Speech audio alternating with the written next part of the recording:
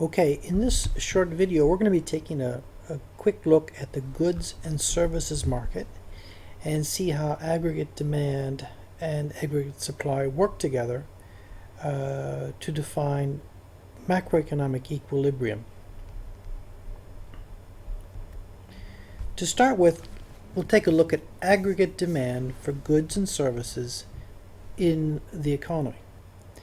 Now, the demand curve for goods and services looks much like the demand curve we'd see in microeconomics, where we have the aggregate price level on the vertical axis and real GDP on the horizontal axis, the aggregate demand for real goods and services.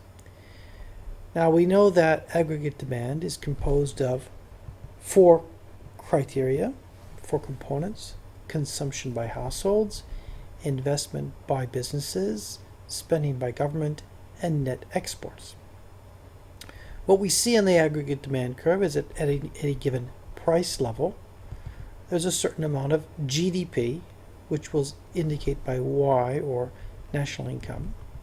There's a certain level of GDP that is demanded for each level of price. Now, just like any demand curve, if the price level decreases, we would expect that the quantity of goods and services demanded by actors of this economy, consumers, for example, or businesses or government, if the price of those goods and services is lower, then we would expect that the amount demanded, the quantity demanded, increases. So we move from point P1, Y1 to point P2, Y2.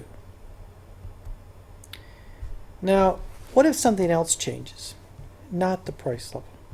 So let's assume the price is constant, P1, but something else changes. For example, what happens if consumers become more confident or investors become more confident? Well, at a given price level, when we were buying real GDP of Y1, if people are more confident, then at that same price level, we would expect that the quantity of goods and services demanded would be higher. Here we have Y2. So at a given price level, instead of buying Y1 level, we'll want to buy Y2. This means that the aggregate demand curve has moved to the right, has shifted, has increased. So we see a very important distinction between an increase in the quantity demanded, which was on our previous diagram. We slid down the demand curve here. We moved down from one price to a lower price, and the quantity demanded increased from Y1 to Y2.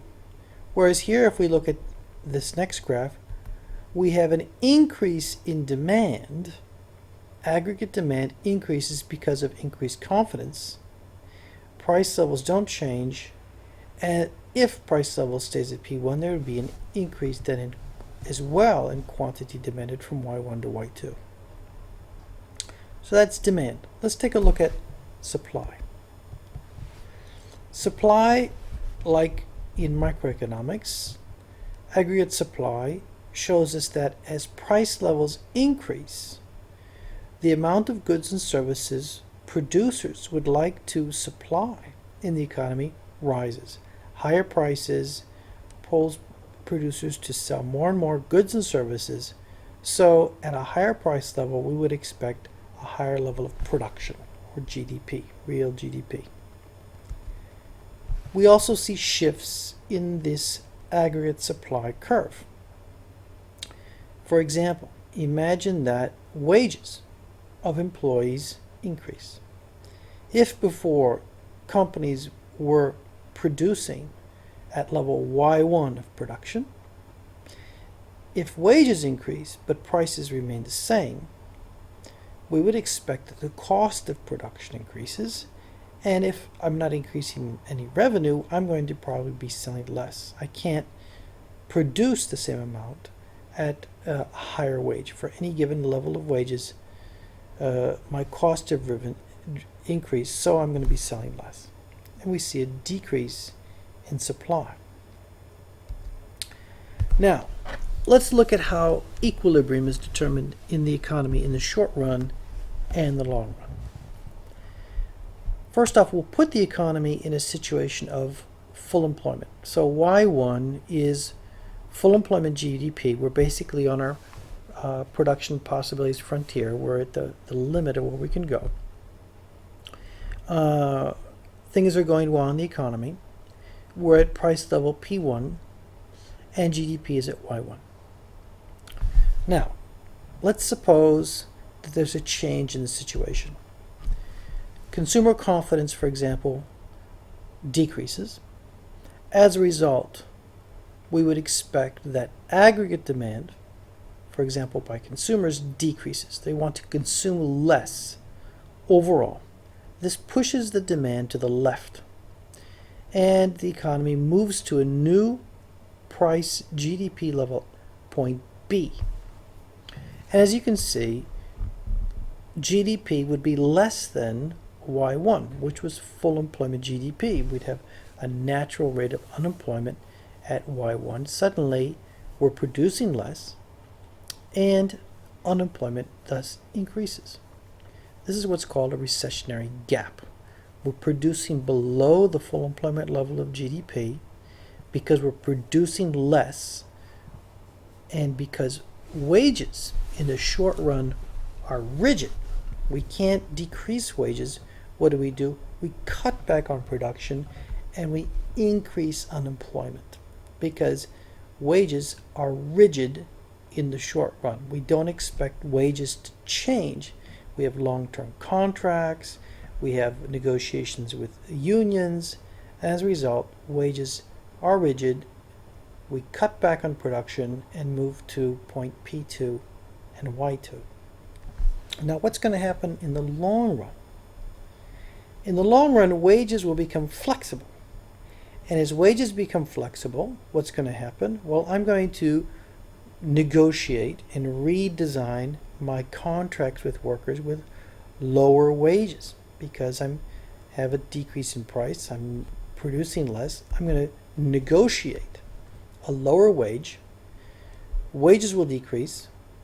The lower wage increases supply because my cost of production has gone down, and I move back to my full employment GDP levels. So let's repeat this one more time. We start with the economy in full employment GDP. Confidence decreases in the economy, pushing aggregate demand to the left and pushing us down the aggregate supply curve to point B. This happens because wages are rigid in the short run. We reduce production down to Y2. Consumers are also putting pressure to decrease prices.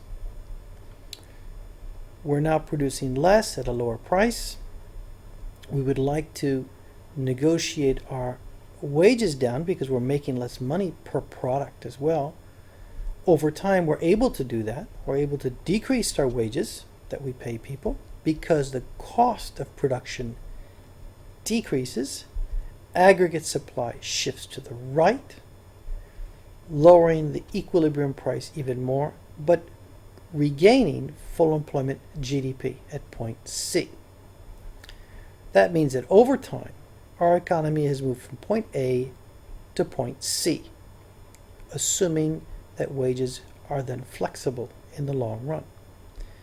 So in the long run, point A and point C exist. Point B doesn't exist. It's a point that is only there because wages are not flexible.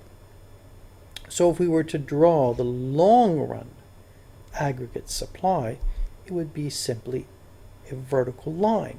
Aggregate demand has moved from its original value to a lower level. Prices have decreased from P1 to P3, but we remain at full employment GDP.